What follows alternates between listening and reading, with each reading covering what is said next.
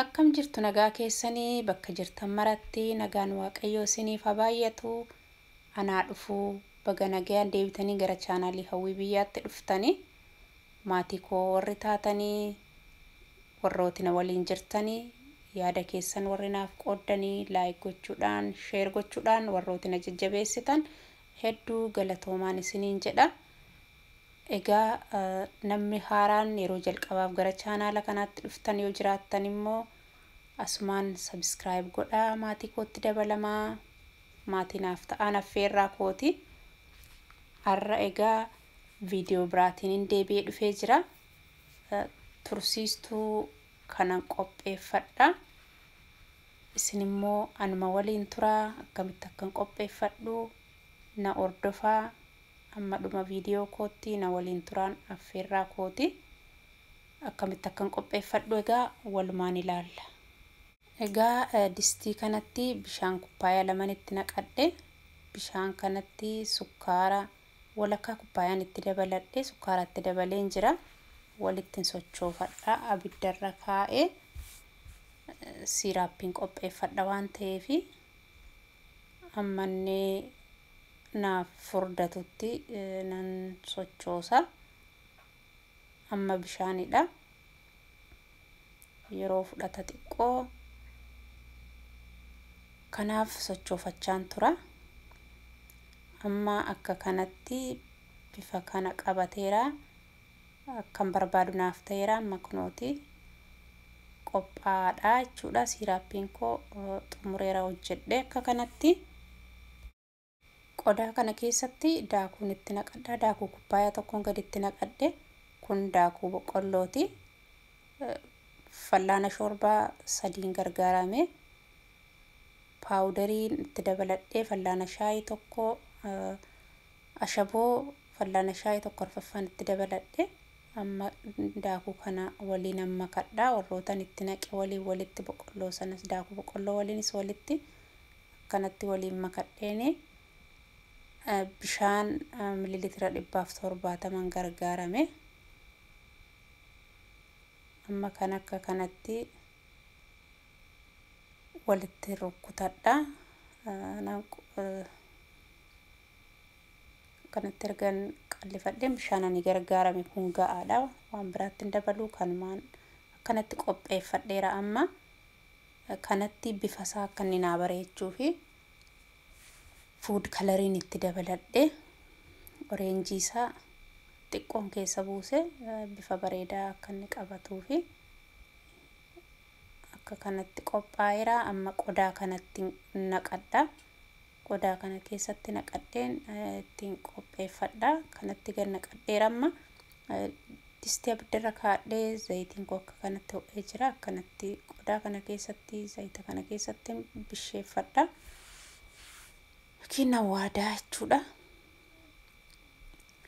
Akka kanatti as keessatti kanatti bisheessa.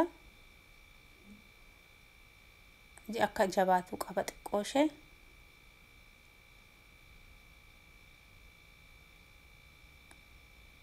Dafnee keessaa baasuu hin qabnu.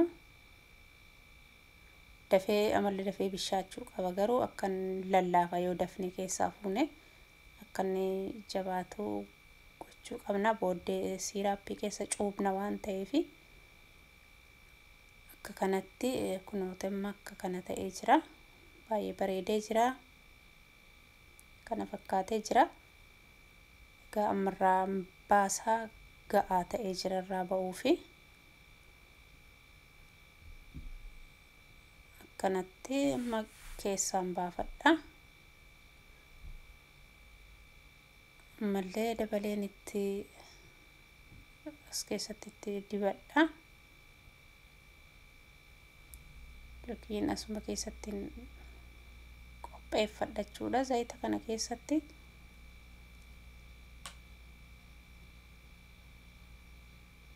Kanatti ittiin gaggalagasha xiqqoo eegeeni itti gaggalagasheeni bisheessa.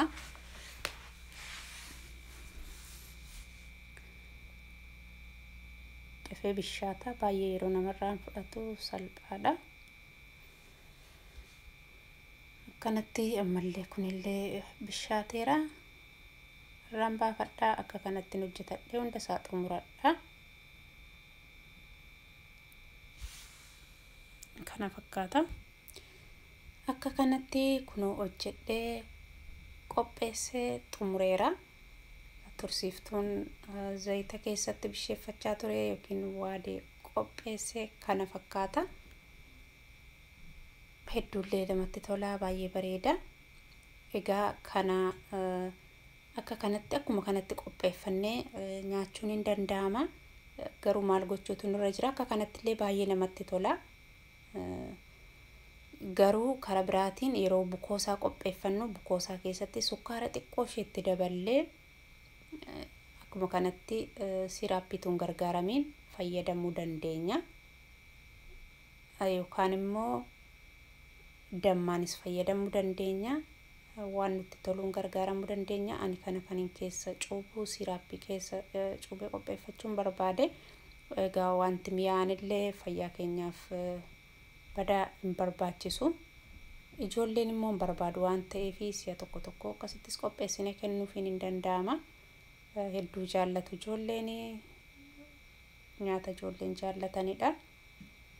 Nama kamiifuu hin ta'a garuu kanadha. Kana fakkaata. Ani egaa kana amma san akkasitti qopheesse kana siiraappiin sila qopheeffachaa ture keessa cuubeen qopheeffadha. Erga kan akka kanatti raadhe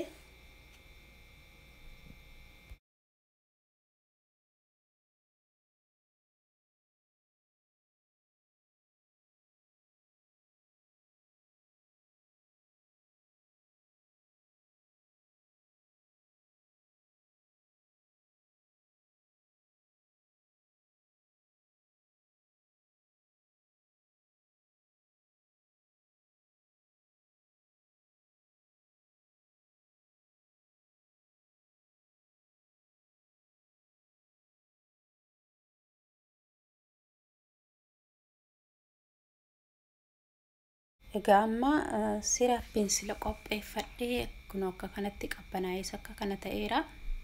Tursiiftuun qopheeffadhe kana akka kanatti siiraappii kana keessa cuubeen keessa baasa. Baay'ee keessan tursiisu, baay'ee kan ofitti fudhatu hin barbaadu. Isan qopheesse kanallee hundasaa as keessa hin cuubuu amma ta'ee garuu akka kana godheen qopheessa. Akkanatti keessa kaa'een fufuudha. Baay'ee jajjabaataa ta'ee jira. Namatti tola yeroo nyaatanillee. Amala koshshechuu qaba. Yeroo bisheessuu irra tursiisera waan ta'eef dafnee yeroo irraa baafnu deebi'ee lallaafa.